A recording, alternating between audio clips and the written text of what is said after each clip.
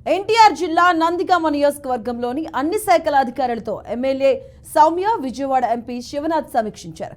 గత వైసీపీ ప్రభుత్వంలో ఎన్నో పథకాల్లో అవినీతి జరిగిందని ఎమ్మెల్యే ఆరోపించారు.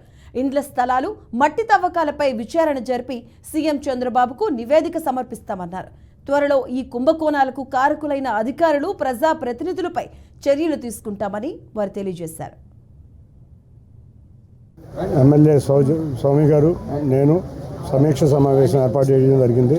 గత ప్రభుత్వ కాలం 2019 నుంచి 23 వరకు పలు పథకాలలో నిధులు దుర్వినియోగమైనాయి. అంతేకాకుండా ఎన్నో పథకాలలో అవినీతి బాగా జరిగింది.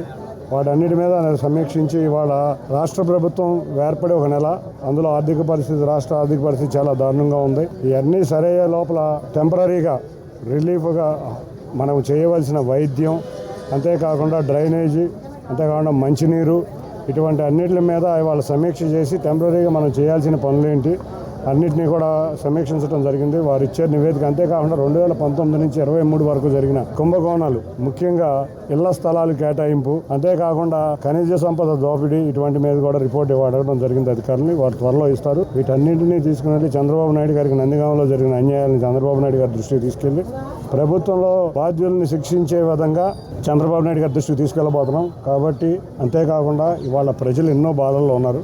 ఎంతో ఆశలతో ఈ ప్రభుత్వాన్ని గెలిపించుకున్నారు. అధికారులందరితో సమన్వయం చేసి ప్రజలు కోరిన విధంగా ప్రభుత్వాన్ని నడిపే విధంగా మేము అందరం కలిసికట్టుగా పనిచేసి ఈ రాష్ట్రాన్ని ముందుకు తీసుకెళ్లే విధంగా చంద్రబాబు నాయుడు గారి యొక్క సూచనల మేరకు ఈ విధంగా సమీక్ష సమావేశాలు